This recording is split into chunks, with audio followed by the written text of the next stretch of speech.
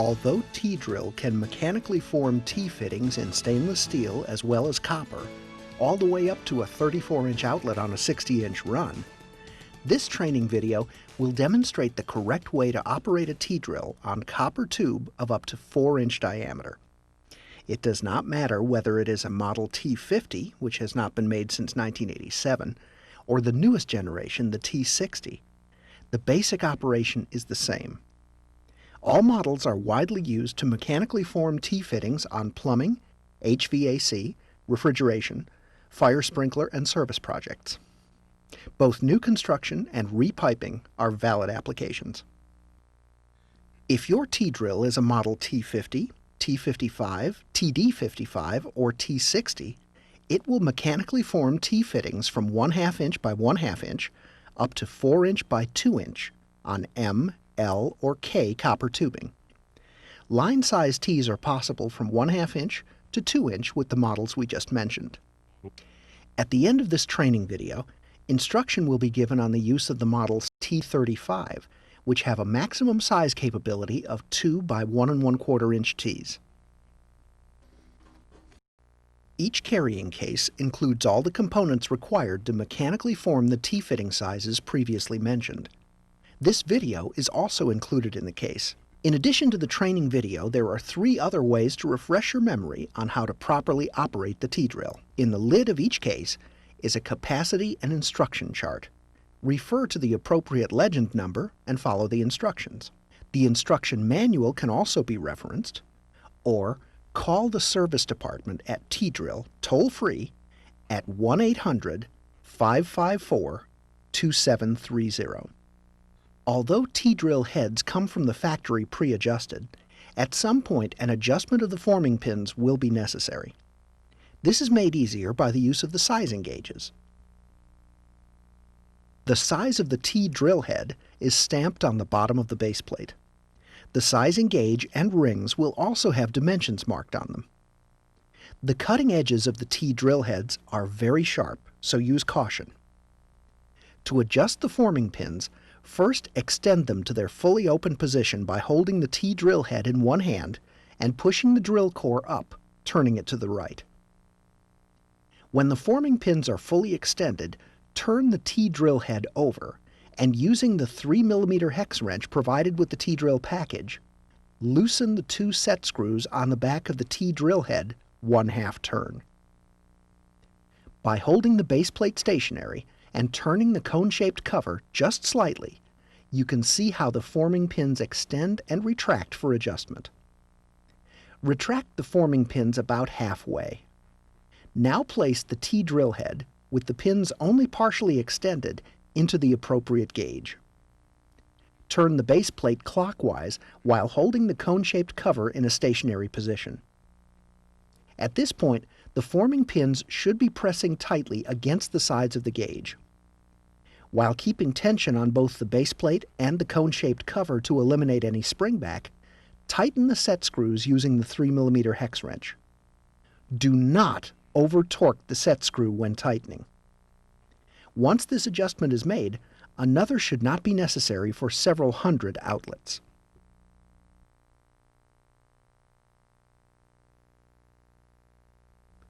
To chuck the T-drill head into the T-drill, point the drive unit upright. Turn the chuck ring counterclockwise and drop in the shank of the T-drill head. Let go of the chuck ring. It may be necessary to raise the T-drill head 1/8 of an inch while turning it to allow the T-drill head to chuck properly.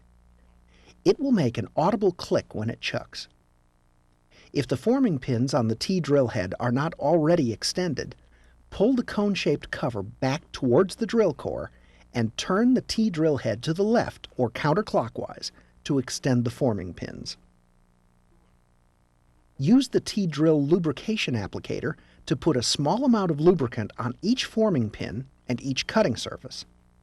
This also cleans away any copper fragments that may have adhered to the forming pins from the previous outlet. This should be done for each T that is created. If need be, lubrication can be applied straight from the bottle. Use only T-drill lubricant.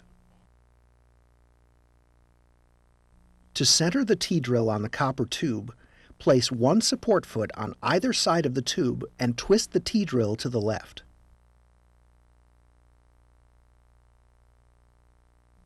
Shift the speed indicator to position number 2. Place your left thumb on the thumb guard and drill the pilot hole.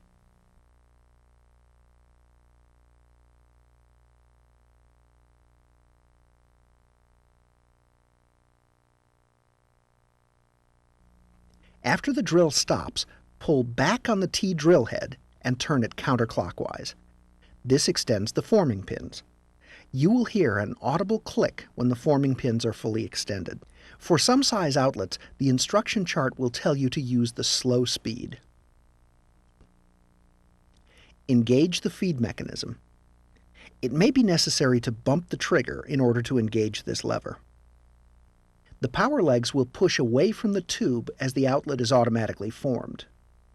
Maintain some pressure towards the tube. Do not help the T-drill form the outlet by pulling it away from the tube. If you do, an egg-shaped outlet will be the result.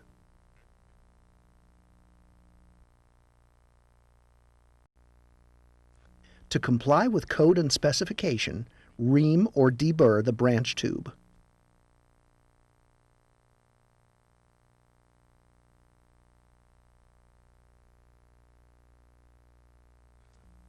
Select the appropriate branch size die on the tube end notcher. Rotate that die until it is opposite the base plate for maximum leverage. Notice the bearings at the bottom of the handle. They should always be in the direction of the long part of the base plate. To be in compliance with code and specification, the tube end notcher and dimpler must be used on each branch tube. Insert the reamed branch tube into the proper die size. With the bearings at the bottom of the handle pointed toward the base plate, push the handle down toward the base plate. This will simultaneously cut a notch in the branch tube that matches the curve of the run tube and place 2 external dimples above each notch. One dimple acts as a depth stop and the other solely as a flow indicator or point of inspection. Rotate the tube 180 degrees, lining up the dimples already made with the set screws in the holder pin. Again, push the handle down toward the base plate. Your branch tube is now ready for insertion into the outlet. Although the T-drill lubricant is vegetable-based and environmentally friendly, excess lubricant should be wiped away. Sandcloth or Scotch-Brite should be used to clean the interior of the outlet prior to insertion of the branch tube. When the branch tube is inserted in the run tube, make sure that the dimples are in line with the run of the tube.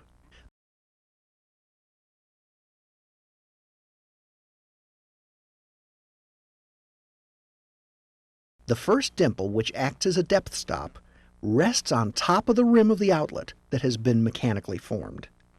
The second dimple acts as a point of inspection and flow indicator that is necessary for compliance with code. This also creates the only joint on the market that can be inspected after it has been installed. On all copper tube above 2-inch diameter, it is very important to anneal the area where the outlet is to be formed to a dull red. You may want to go ahead and pre-anneal several areas where outlets will be formed and come back to work on a cool spot later. The T-drills that have the capability of forming outlets on tubing up to 4-inch come with a counterplate. Using it will make your job easier when you are working on 2 1/2, 3, and 4-inch tubing. The chain and wing nuts secure the counterplate on the tube. The notches in the tube support correspond with the tabs on the counterplate. Secure the T-drill on the counterplate, matching the tabs with the notches, and drill the pilot hole at high speed until the T-drill head penetrates the tube wall. If you are working off of a long extension cord, at this point it may be necessary to shift to low speed, especially on 1 1/4, 1 1/2, and 2-inch outlets. Although you will continue to apply steady pressure, allow the T-drill head to do the cutting for you so that you will get maximum life from the T-drill head cutting surface. Once the pilot hole is drilled, Notice that most of the copper from the pilot hole pigtails away from the tube. Later, when the outlet is complete, remember that in order to conform with code and specification, it is important to retrieve or flush out any copper fragments in the tube, along with other debris that may have accumulated during installation. Next, extend the forming pins by pulling back on the T-drill head and turning it counterclockwise until you hear the click. That indicates the forming pins are fully extended. Next, shift the speed selector to slow speed and engage the feed mechanism. It is possible that each of these functions may require a bump of the trigger. Pull the trigger on the T-drill and form the outlet. Keep the T-drill steady to assure a high-quality outlet.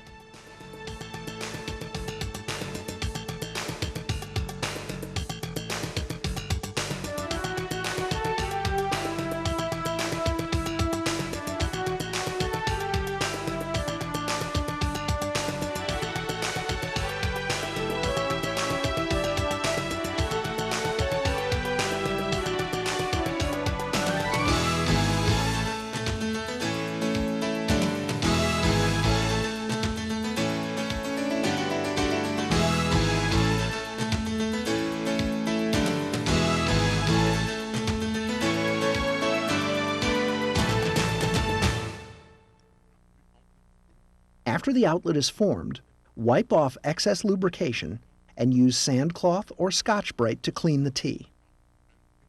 Ream, notch, and dimple the branch tube and line up the dimples with the run of the tube. Braze the joint.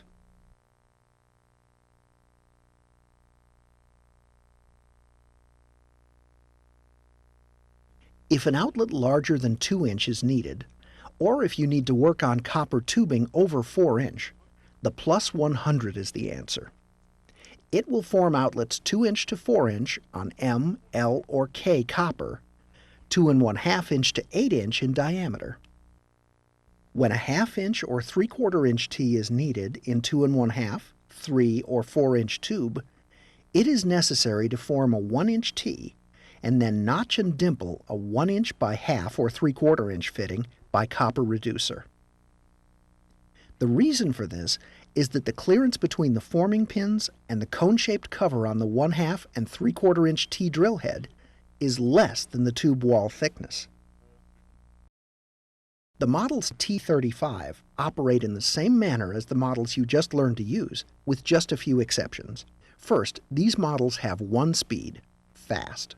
The maximum run tube size they can be used on is 2 inches. The maximum outlet size is 1 1/4 inches. If used beyond these maximum capabilities, severe damage will result. Important points to remember.